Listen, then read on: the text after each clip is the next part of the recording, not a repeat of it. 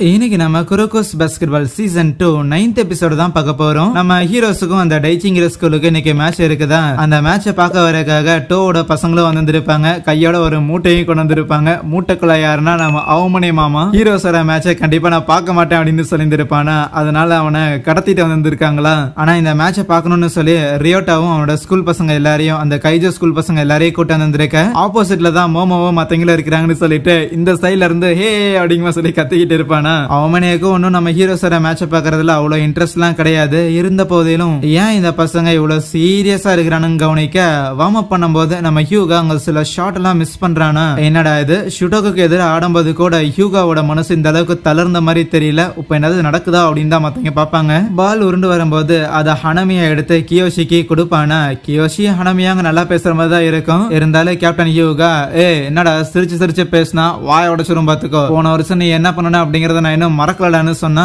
போன வருஷம் நான் என்ன பண்ணேன் அப்படிலாம் எதுவும் பண்ணலையேன்னு சொடக்கு போட்டு வெறுப்பேத்திட்டு இருப்பான். ககாமிக்கு குரோகோக்கும் தான் ஆல்ரெடி என்ன நடந்துச்சுன்னு தெரியும்ல, அதனால மேட்ச்லயே பாத்துக்கலாம் ஹியூகா அப்படின்னு காம்பவுண்ட் பண்ண. ஓ நீங்க தான் அந்த புது பசங்களோ, சரி சரி ரொம்ப நல்லா ஆடுறீங்க, உடம்புக்கு இது அடிப்படாம பாத்துக்குங்கப்பா அப்படின்னு சொல்ல, மேட்ச் ஆடுறதுக்கு முன்னாடி கியோஷி அவனோட கால்ல டேப் எல்லாம் சுத்திக்கிட்டு இருப்பானோ. இத பார்த்து அங்க சில ஃபர்ஸ்ட் இயர் பசங்க, தலை இதுக்கு முன்னாடி நாங்க மேட்ச்ல எதுவும் பெருசா பெர்ஃபார்ம் பண்ற மாதிரி இல்ல, அதனால பிளீஸ் இந்த விஷயத்திலயாவது நாங்க உதவிகரமா இருக்கிறோம், கொடுங்க நாங்க டேப் சுத்துறோம்னு சொல்லும்போது, என்ன மேட்ரை ஊர் முழுக்க சொல்லிட்டு போலையான்னு கியோஷி கேப்டன் ஹியூகாவை பார்த்தா, எப்பா நான் ஒன்னும் சொல்லல, குரோகோக்கும் ககாமிக்கு மட்டும்தான் சொன்னேன், எப்படி எல்லாருக்கும் தெரிய வந்துருச்சு போலையான்னு சொல்லும்போது, அங்க 3 பசங்களும் கால்ல டேப் சுத்துறங்கிற பேர்ல மம்மி மாதிரி ஃபுல்லா சுத்தி வச்சிருப்பானுங்களா. ரீகோ மண்டையிலே போட்டு அனுப்பி விட்டுட்டு அவ ப்ராப்பரா சுத்தி ரொம்ப ஸ்ட்ரெயின் பண்ணிக்காதுன்னு சொல்லி களத்துல இறக்கி விட, அதுவே அந்த டைச்சியோட பசங்க எல்லாரும் பயங்கர லெத்தார்ஜிக்கா இருப்பானுங்க. லைக் ஜெயிக்கணும் அப்படிங்கிற மாதிரிலாம் அவ்வளவு இன்டென்ஷன் இருக்கிற மாதிரி எல்லாம் தெரியாது. இருந்தாலும் ஆப்போனன்ட்ஸ் ஜெயிக்கணும்னு சொல்லி எவ்வளவு முனைப்பு காட்டுறாங்களோ அந்த அளவுக்கு வலியும் அதிகமா இருக்குமே நினைக்க, நம்ம ஹீரோஸ் தான் முதல்ல பால் எடுத்துட்டு வராங்க.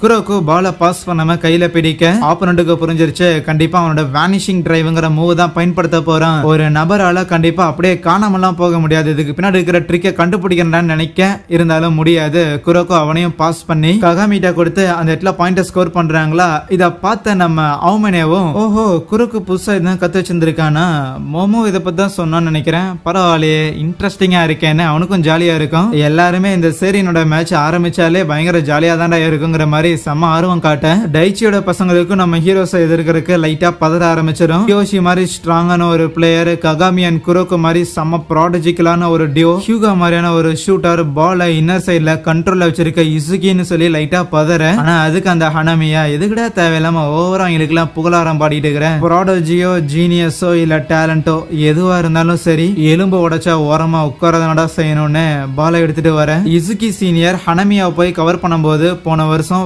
வேணுனே தான் கியோஷியா அவன் இன்ஜூர் பண்ணியிருந்திருக்கான், ஆனா அதுக்கு எந்த ஒரு ப்ரூஃபும் இல்ல. இந்த வருஷம் என்ன பண்ண காத்திருக்கானோன்னு யோசிக்கும் போது, அங்க நம்ம கேப்டன் ஹியூகா எல்லாம் அப்படியே பயங்கர ஒரு மாதிரி அக்ரஸிவா நின்னுகிட்டு இருப்பானா. அதை பார்த்து எதுக்கு தேவையில்லாம மறைச்சு பார்த்துட்டு இருக்கிற, கொஞ்சமாவது ரிலாக்ஸ்டா இருடான்னு பேச, ஹியூகாவை பிளாக் பண்றதுக்காக அங்க ஒரு பையன் குறுக்கால வந்து நிப்பான். பட் ஷோல்டரை கொண்டு வந்து வேணுனே ஃபேஸ் எல்லாம் மோத வைப்பானா.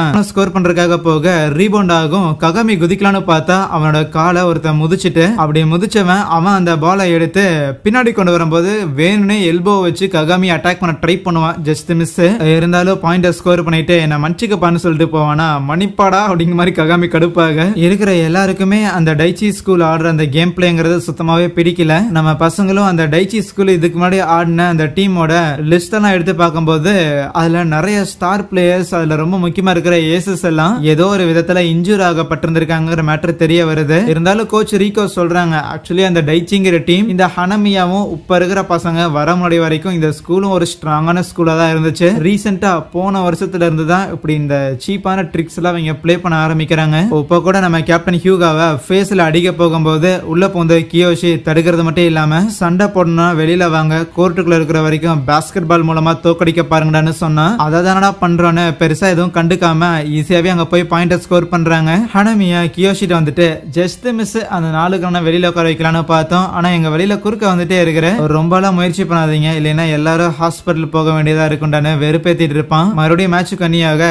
கியோஷியா பிளாக் பண்றேன்ட்டு வேணுனே அந்த முழம் கால்ல தட்டி விடுறதா இருப்பானுங்களா. இத ரியோட்டாலாம் பாத்துறாங்க, இந்த ரெஃப்ரி என்ன கண்ண கட்டிட்டு சுத்துறானடா அப்படின்னு ரியோட்டா காண்டாயிட்டு இருக்கும் போது, நம்ம கசாமா தான் ரெஃப்ரி பார்த்தா சும்மாவாடா இருப்பான், ரெஃப்ரி பார்க்காத மாதிரி அதை அவனுங்க பண்றானுங்கடா, எங்கிருந்து கத்துக்கிட்டானுங்கன்னு தெரியலன்னு யோசிக்க ரெஃப்ரி பார்க்காத அளவுக்கு சீட் பண்றதை கத்துக்கிறதுக்கு பதிலா ஒழுங்கா பாஸ்கெட் பால பிராக்டிஸ் பண்ண வேண்டியதாண்டா அப்படின்னு அங்க சில பசங்கலாம் டென்ஷன் ஆவானுங்க. ஈவன் மறுபடியும் ஒரு தடவை பால் ரீபவுண்ட் ஆகும்போது ககாமியோட காலை ஒருத்த மிதிக்க போக இந்த தடவை ககாமி உசாரா காலை எடுத்துருவான். வேணும்னே செஸ்ட்ல கைய வச்சு இடிச்சிட்டு அவங்க பாயிண்ட ஸ்கோர் பண்ணிட்டு போக அவ்வளவுதான் கண்ட்ரோலை லூஸ் பண்ண ககாமி வாயிலே உன்னை வைக்கலான்னு போகும்போது கரெக்டா குரோக்கு காலை பிடிச்சி இழுத்து ககாமிய தடுத்துருவான். லூசு பயலே, அவனுங்க இப்படி ஆடுறது உனக்கு மட்டும் தான் கோவம் வருதுன்னு நினைக்கிறியா? ஏன் எங்களுக்கு எல்லாம் வரலையோ? சண்டை போடுறதுன்னா சீனியர்ஸே அதை பாத்துக்குவாங்க. இருந்தாலும் சீனியர்ஸ் இங்க பொறுமையா இருக்கிறாங்கன்னா என்ன அர்த்தம்? இந்த மேட்ச் நமக்கு ரொம்பவுமே முக்கியம். நம்ம இதுல ஜெயிச்சே ஆகணும். கொஞ்சமாவது சீனியர்ஸோட கேம் பிளேக்கு மரியாதை கொடுறானா அவனை காம் டவுன் பண்ண ஃபர்ஸ்ட் குவார்டர் முடிஞ்சானி